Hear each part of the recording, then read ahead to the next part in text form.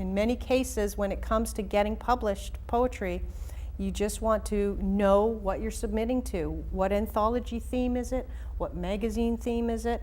That will greatly increases your chances for getting published. And so from my perspective, from an editing viewpoint, I just generally have to look at some basic criterias.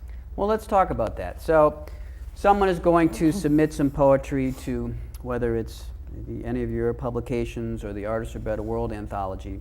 What's the thought process that goes through Tracy Repchuk's mind as she's viewing all these poems that are coming in? Okay, well, the first thing I look at when a poem comes in the door is, did they care? And the couple things I look for there is, did they care about the spelling?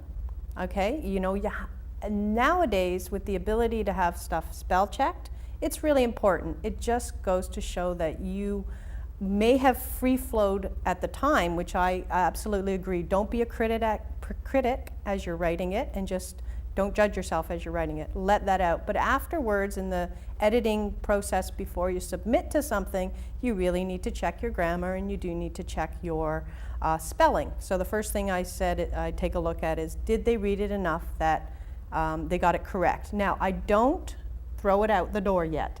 If there's some spelling in there, I still don't say they didn't take the care, get rid of it. But it does go into a higher critical pile at that point. And that goes into, okay, how closely did they match the concept or the call theme? Now, in our case of The Better World, you know, creating a better world, that's what I'm looking for at this point. Does your poem convey to me that you have a solution to make a better world? You have a affinity towards creating a better world. You really want the world to be better. So at that point, I am looking at, when I have read your poem, do I feel better? Do I feel like you felt great writing that poem, and do I feel that you matched the theme? And if that's the case, at that point, then I'll judge it based on those two criteria, and perhaps I'll take it to an editing cycle where I'll say, look, you've got some spelling errors, let's get this fixed. However, if you've got spelling errors, care level 1 wasn't taken, and then neither was the theme matching, it's gone instantly. You really won't get a read. I can tell in the first 5 lines of a poem whether you really started to match the theme or not, just by the initial tone of the language. And so at that point, you would probably not even get a full read, just to help anybody out there that really wants to get their work published into an anthology or any type of work, is take those 2 fundamental pieces and carry them right to the point of hoping to get published. You know, what kind of advice might you offer to help someone just get some words flowing on a page, or getting their ideas into a more coherent communication? Well, my first answer, or my first thought, is always welcome back. Because poetry, communication, writing, verbaling, whatever you want to do, is a core to all of us. It's really how we express and share our emotions.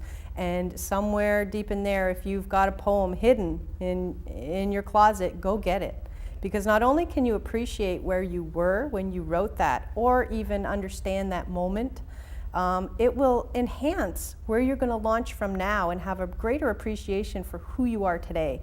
So my first thing is, yay, I'm glad. And my second part is, don't listen to what people are saying perhaps is the reality of poetry. You'll never make any money, you'll not get published.